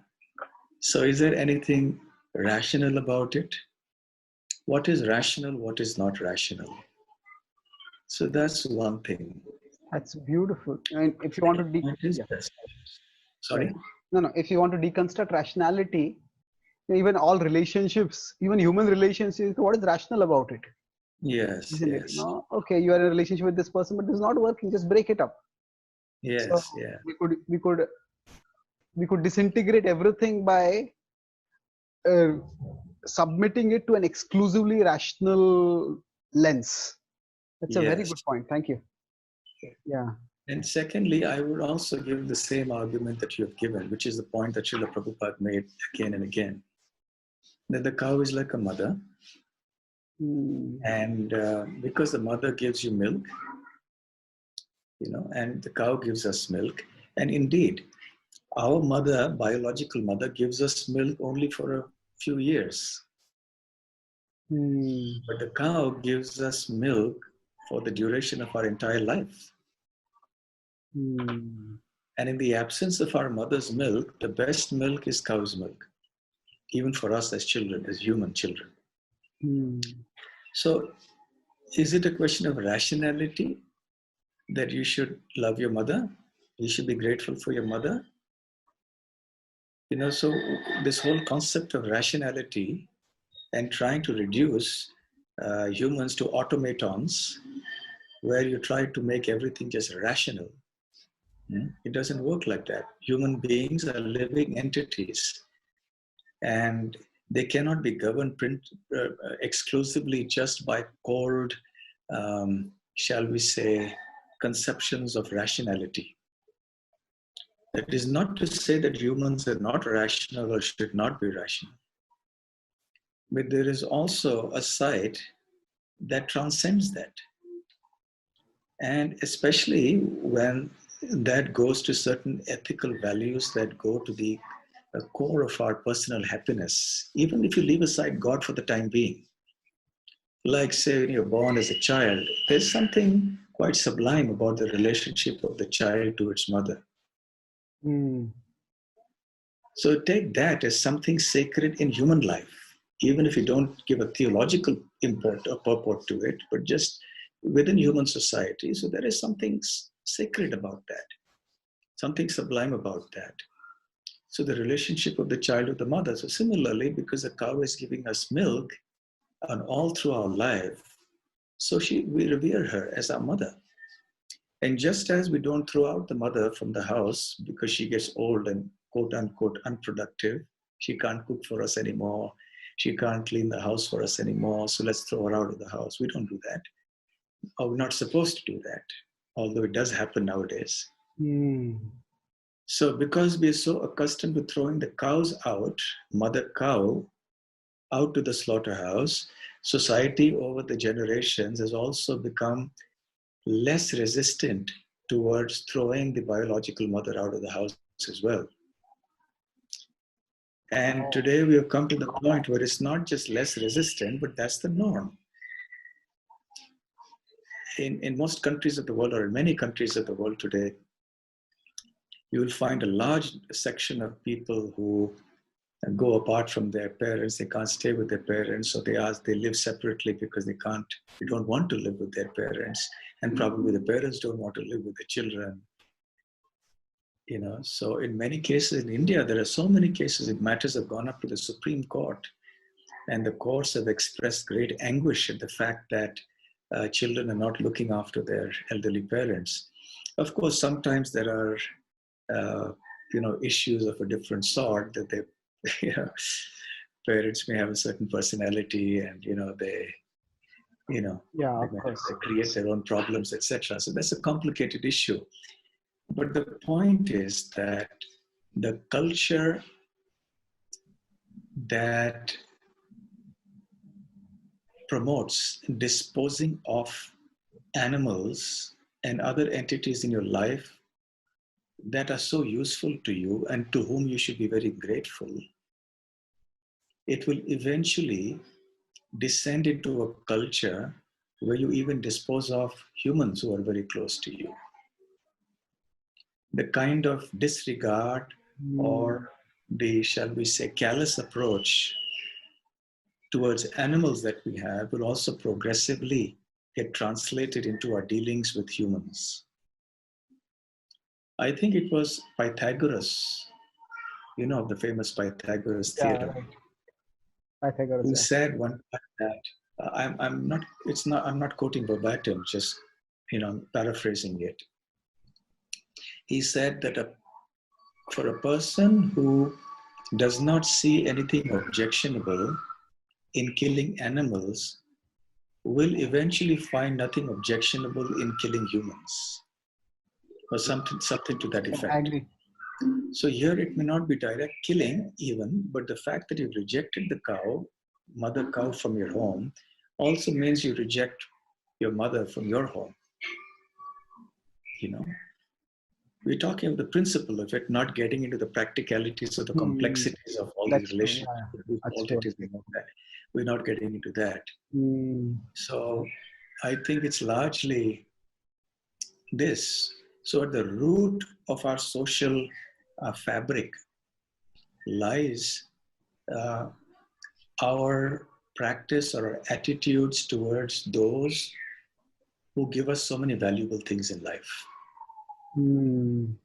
If you're not grateful to Mother Cow for what she has given you, how can you be grateful to your mother, biological mother, and how can you be grateful to others around you? So this is an ethico-logical argument. That's a nice way of putting it. Yeah. Ethical, but there's a logic to it there. Hmm. We could say that on one level, to lose your rationality is bad, but maybe to lose everything for the sake of rationality is worse. To reduce Absolutely. everything to rationality could be terrible. In fact, many of the, say, the ideologies like Marxism or communism, they were very rational at one level. Even Nazism, at one level, seemed rational to people who were trying to implement it. They wanted to create a super race. But humans are not just governed by reason. So, at a rational level, the idea that everybody should be equal, it appeals, and we will create a system of equality in society. But Yeah. that rationality actually led to probably the greatest catastrophe in human history. So Marxism caused more violence than First World War and Second World War combined together in Russia and China. Yes, So yes. And Cambodia and so many other places. yes, that's true. So now, just to maybe we'll come toward the last concluding summary kind of thing. But if as devotees are to work with vegans, so I have seen that at least in Western outreach centers in the West, even the devotees, the food that they prasad that they give is vegan. So, and they announce specifically that we are having vegan food. And as you said, at an individual level for devotees, it would be a personal choice that they will have to make the decision based on what seems best for them. Uh, are there any areas where if somebody is a vegan and they still feel that I can't, I just can't accept the idea of using animals. What you say sounds good hypothetically, but it doesn't work out like that. Once we humans start using animals, the human greed will come into the picture and boundaries will be crossed. So if somebody is a strong vegan, and that's what in one sense comes first for them, so to what extent is it possible for veganism and bhakti to work together at an individual level and at a maybe at a more of a social transformational level? Well, I think there are two things here. One is the principle of accepting or not accepting an animal product, thinking that utilizing an animal product automatically employs exploitation and cruelty. The principle of not taking any animal product. And Hmm. second is the practical feasibility of actually having ahimsa or non-cruelty in the usage of animal products. Okay. Now, if the vegan is vegan because of point number two, because if it's yes, I've understood the principle that if things are done without cruelty, if they're genuinely done with love and devotion, and there are some examples we see, maybe few, but there is some examples, then yes, I would be open to taking milk products here or other products which are not born out of cruelty. But to blanket just wipe out everything, I think that would be an incorrect understanding of devotional service, because you may have your reservations about the practical feasibility of implementing non-cruel practices. And you'll be justified in that because that's what the whole world is doing now. And if you abstain from that, I think we sympathize with that. And largely we also follow that. Hmm. But we would urge the vegans who on the first on principle um, don't want to take animal products by explaining to them the philosophical thing that we have discussed so far.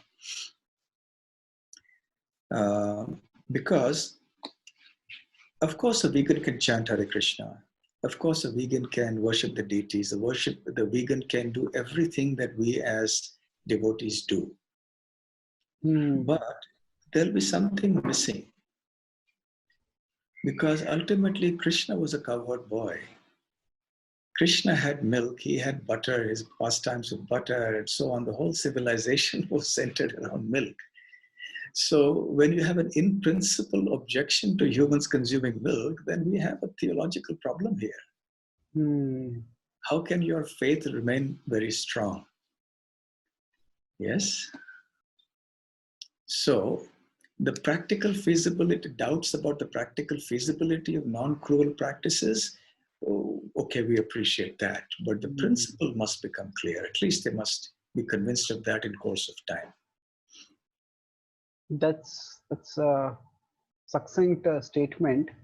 I was thinking from a vegan's perspective, what does bhakti provide them? Normally we humans ask this question, what's in it for me? So we could say the bhakti of veganism is we could say it's a worldview based on compassion. At the same time, bhakti offers us not just a worldview, but an entire um, or you could say a broader worldview in which all of existence is infused with a higher purpose. This is, ultimately we are all looking for meaning and purpose in life, and if we could have the compassion that is at the heart of the vegan worldview, but even if we care for animals, even if we ethically treat animals, or we ethically treat humans for that matter, ultimately there is survival of the fittest, and ultimately even the fittest don't survive. So we may have to talk about what is the ultimate meaning of life. And then there is a grand worldview which includes all living beings as on a journey of spiritual evolution. And we humans are at a particular level in that spiritual evolution. The animals are at a particular level, and we all can cooperate. So when we take honey from a honeybee and we offer that honey to Krishna, then it is the honey is a soul. Temporarily, when the honey is taken, that might be some pain for them. For the honey is driven away. The bees are driven away, and maybe we don't kill them, but we use fire or something to drive them away. But still, after that, when the honey is offered, what is going to happen is those bees are going to be benefited, because every soul is ultimately longing for the divine. So now we may say I don't believe this, but then do we really believe that life has no meaning and that we are all we live according to principles that we hold sacred, and then just one casual blow by a moving car or a bug entering into our body ends our lives? So what about being open to a worldview that infuses meaning into the existence of all living beings, even those living beings that don't consciously search for meaning? We humans consciously seek meaning and purpose. Animals mostly live driven by biological impulses, physical drives, but still we have this grand worldview. And this worldview also, so we can include the compassion of the vegan worldview within the bhakti worldview, but we also get an overall sense of meaning and purpose. So that's what, so the vegan might have to give up some ideas, but that what they gain could be much, much more. Absolutely, because the vegan is driven by a feeling of compassion. That is what drives the vegan to not eat or utilize animal products. But in Krishna consciousness, the vegan will find not just compassion, but the highest conception of compassion. compassion that spans and not just the uh, animal species, but a compassion that is much broader in scope and much deeper, much broader in the sense of not just animals, but insects and trees and plants and rivers and the whole universe and human beings, but also deeper from the material level to the spiritual level. So the conception of compassion that Krishna consciousness can give the vegans is something that is much broader and much deeper, and also something that can take us much higher. So I think it was in the Nectar of Devotion where Prabhupada says in the preface, I think it is, where from a child, our circle of love keeps expanding and expanding and expanding according to our level of awareness of the world around us. For a child, it loves its parents because in the family, because that's all the child knows. And then as its radius increases, its interaction of the world increases, then its worldview increases. So it's a question now of deepening, broadening, and heightening the worldview of veganism. And that's what Krishna consciousness can provide. As I said, veganism is, and any form of environmental activism of this sort is incomplete because it's only dealing with Mother Nature and not Father God. And even though they may be initially reluctant to hear about God, but even if we approach it from a point of view of rationality, logic, ethics, and all of that, eventually, if they can be brought to understand the sublime logic and rationality in Krishna consciousness, then they will accept it. Yes,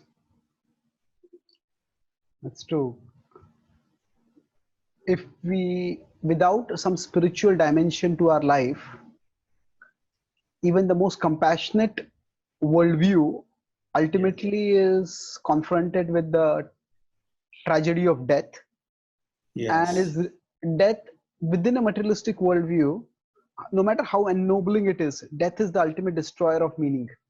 Yes. And if we have a spiritual worldview, which also is, there is a lot of rationality in it, there is also a lot of sensitivity and compassion in it. Yes. Then it can add much more depth to our compassion and depth to our search for meaning. And it can take that compassion to its perfection. Yes, that's true. So I think we have a lot in common. There's a lot we agree with the vegans. Yeah. And there are some things that we would beg to differ. Yes. But the vegans are welcome to come, and if they come to our programs, if as you said, some of our centers and temples have vegan-only diets, it's okay. But if they have access to ahimsa milk and so on, if you want to have another section that says ahimsa milk products, so this is the vegan section, this is the ahimsa milk, so people can choose whichever they like. They can take both this also, and then they can go there. And if it's someone who's a staunch vegan and who doesn't want to take the milk products, then is not obliged to do so. Yeah. He or she has a separate vegan diet available. And for others, they can take the vegan plus the milk products. Yeah, that would make it very acceptable. You have your space, but if you want to go out of your space, your comfort, your safe space or comfortable space, there is option for that also in a reasonably, so you can come out of your comfort zone in a comfortable way, not in a disconcerting way. Yeah, that would be very nice if we could do like and that. it will give an opportunity for some discussion. Okay, this is vegan diet and this is ahimsa milk. What's the meaning of ahimsa milk? What do you mean? And how does it work? And some discussion. So hopefully that can broaden the horizons. Yes, definitely. Mhm. Thank you. Should we just try to summarize before we conclude? Yes. Yeah. Yes. Yeah, we went over a lot of subjects, but if I look at the structure, we started with the rise of veganism. So it's as the industrialization of animal farming spread, it led to a lot of violence, and a natural sensitive response to that violence was, we have been using animals, so we want to avoid it. And then we originally this if we go further back, the Abrahamic or Christian worldview desacralized nature by considering that spirit or soul is present only in humans. And then the scientific technological worldview removed moderation. If there is no other world we are supposed to go to, then for making this world into paradise, just exploit all the resources. So that's how this happened. Now in India, traditionally there has been vegetarianism for a long time. But now, because of Western influence, as well as ethos of rebellion against what is perceived as Brahminical authoritativeness, uh, to some extent, non-vegetarianism has become quite. It's become fashionable now, although to a small extent, say India with respect to West is maybe 20, 30 years behind. So the vegan culture is slowly coming in. So that is, and Prabhupada also contributed significantly to the rising of the at least the vegetarian alternative, by both emphasizing it as important for one's development of spiritual consciousness, and by providing a delicious array of vegetarian foods. Yeah. Anything to add in this point, the history of veganism? Yes, I think you've succinctly summarized the Okay, main points. thank you. Yes. Then we talked about where where veganism and bhakti diverge, and so I spoke about veganism basically considers any use of animals for human consumption as bad, because that will lead to abuse. So there is compassion, but that is idea of segregation is something which is not what is always seen in nature. And then with respect to, so there is there is ideological, a philosophical aspect, and a practical aspect. So if practically somebody is vegan, we can also be vegans in certain situations.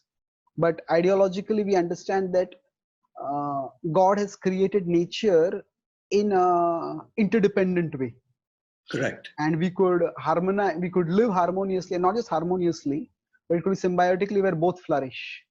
Yes. And for that, you suggested certain ideas of how that harmony or synergy could work. So you would like to repeat that? I think first you mentioned 5 points, and then second time you Yeah. mentioned specifically with respect to cows. Yes. Yes. I'd say the first point is that it must be the proposed use of anything in the environment. Now I'm expanding the scope from just veganism, of just food, to just anything, because the vegans also believe that. They also expand the scope to clothing and so on. And I'm expanding it even further. So the first criterion is whether it is recommended by, or is permitted by, or at least not prohibited by Okay. scripture. Okay, the first thing. Mm. And if it is not, then no question of going further. We don't go further. However beneficial something may be.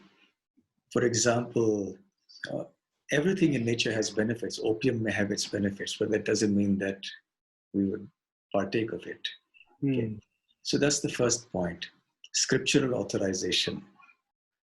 Number two would be that we should use it with no cruelty or minimum cruelty, because zero cruelty is not possible. Yeah. We should live with minimum possible pain caused, right? And third, not only minimum pain and cruelty, but it should actually be done with a lot of devotion, with love, The environment, yeah. the feeling of love, which will come for a devotee. Because the devotee loves Krishna, so automatically, having loved Krishna, the devotee loves everything connected to Krishna and sees the entire creation as the energy of Krishna, as a property of Krishna, as inseparable from Krishna. So therefore, there is a sense of love, understanding that connection. So it has to be done with love. Next is that because the devotee wants to do things in a sattvic way, in a mode of goodness, therefore, things should be utilized in moderation. Excessive consumption of any sort would not be good. It would go against the principle of harmonious interdependence. It would topple the balance, the delicate, fragile balance that exists. So moderation is an important word here. And finally, the fifth point is about offering what we have to Krishna. What we have proposing to use, we first offer to Krishna with love. And then we accept that as prasadam. So this was broadly for any animal product that we may use.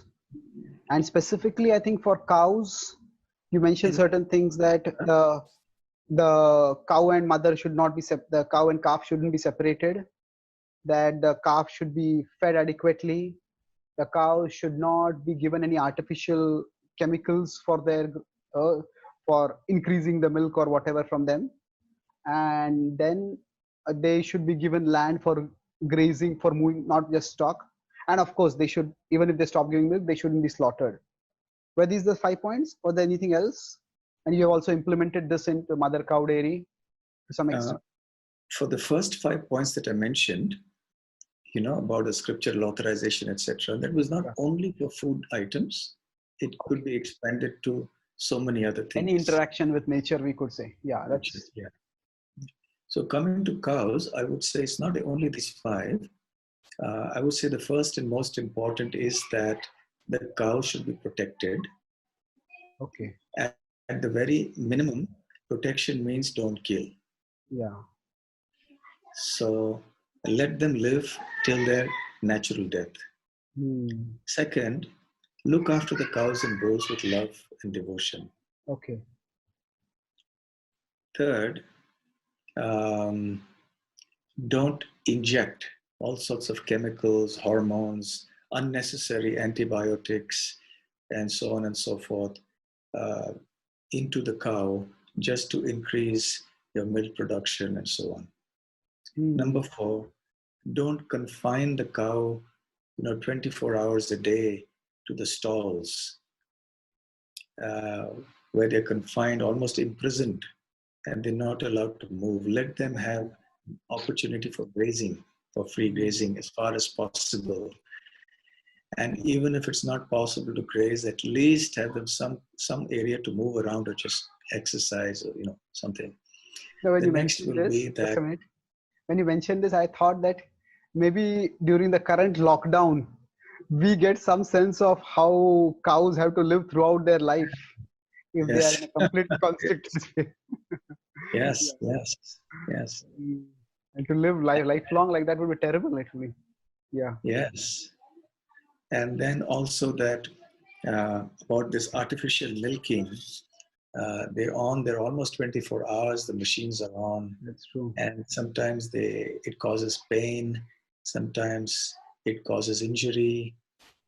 Sometimes the machines extract pus and blood, which mixes into the milk. And so all these things happen.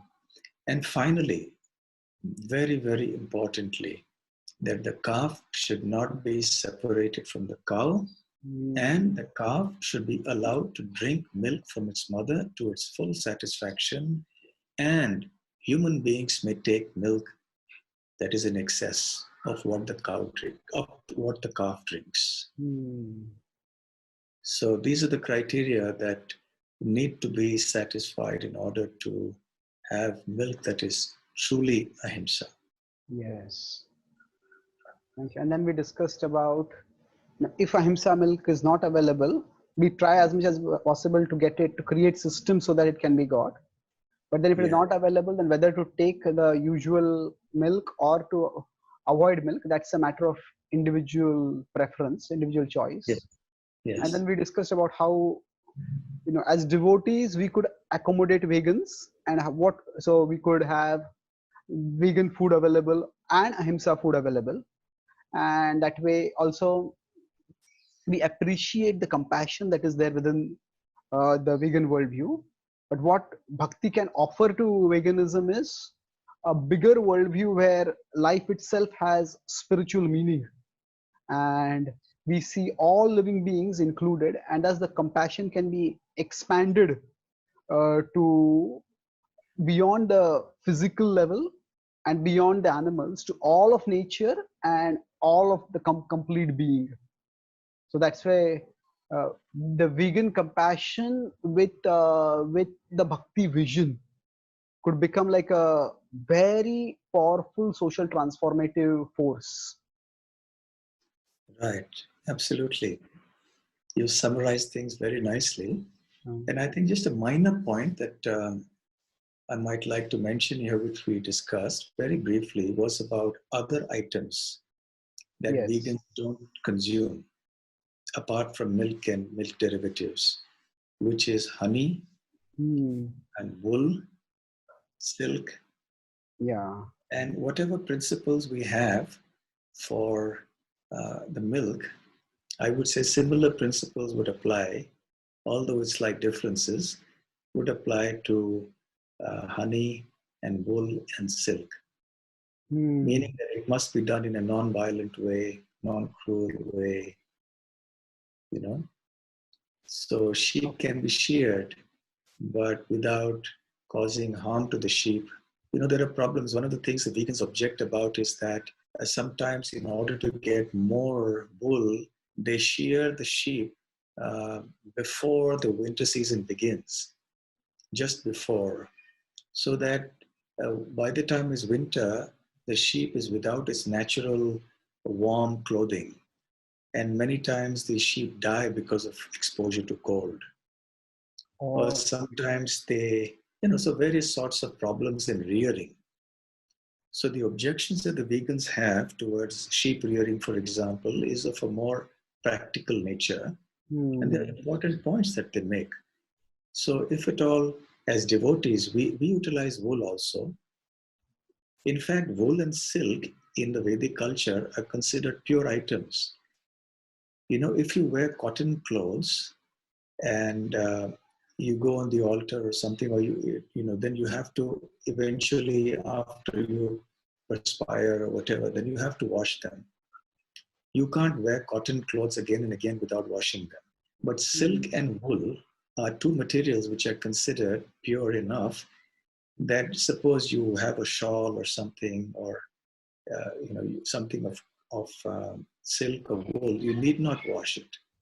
Obviously, it will get soiled at some point, either with perspiration. If you're wearing a kurta made of silk, for example, then naturally you would like to wash it after one use, even because it might become, soiled. But in general, if it's like a shawl or something, then you would. It's okay to if you just kept it on. If it hasn't get obviously soiled, then it's considered pure enough for repeat use without washing. Yes. So for wool, that's important. For silk also. Now that's a very obvious case, because in the modern way they rear silkworms is they put the cocoons in boiling water, so the worms die. A horrible death, right? They're basically hot boiling water. Whereas ahimsa silk means that you let the moths, let the larva or the larvae grow into moths naturally, and they break open the cocoon and emerge, and let them emerge and live their life. But because the cocoon is broken, then you have the yarn, which is now snipped. It's in bits and pieces, and also it's lesser in quantity because it takes so many more days for the moth to come out. So some of the silk yarn is already degenerated. So the quantity of yarn that you get is less. The length of every yarn that you get is less. And therefore, it doesn't fetch a high price in the market. On the contrary, ahimsa silk becomes much more expensive in terms of money. But in terms of karmic cost that you have to pay, the normal silk is very expensive. So as devotees, we should be aware, just like now we are talking, we're having this discussion about ahimsa milk, we should also be having this discussion about ahimsa honey, ahimsa wool, ahimsa silk.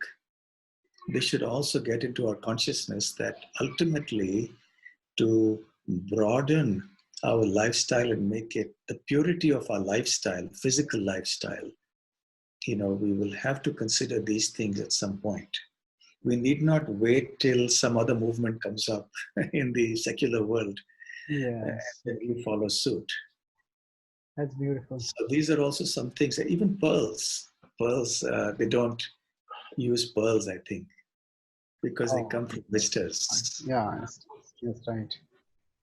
So we also discussed one point was, if somebody considers the Vedic veneration of cows as irrational, if they call it holy cows, you quite articulately said that we could also say holy dogs and holy cats. So we discussed that basically we cannot reduce relationships to pure to soul rationality alone. So to lose rationality is bad, but to lose everything except rationality could well be worse. So we need to also recognize that the cows are a part of a harmonious ecosystem in the traditional Indian culture, and actually humans enhance the natural ecosystem of the cows. Don't interfere with it. Humans can protect them and provide them their needs and keep them safe. So if this kind of model could be seen by vegans, then I'm sure many of them would become much more receptive to bhakti. In fact, they would feel empowered by bhakti to take the veganism to take their compassion to a higher level. Yes. And to recognize that there is an acceptable give and take system. Yes, so I talked about the pendulum. I think one was animals. One extreme of the pendulum is animals are solely for human consumption. Yes. Other is we can take nothing from the animals. So the other extreme, the balance would be that we take in a harmonious way, take in a compassionate, in a way that is kind and loving. Yes. So and not only take, but is give also. Give. Yes. Like we take milk from the cows, but we give the cows protection, we give the cows love. So there is a give and take. So we have an acceptable bandwidth of give and take. Okay, beautiful. Yes, and we have to function within that. So there are certain gives and take that that are not acceptable. And there's a bandwidth of give and take that is okay for us to follow. Yes, that's true.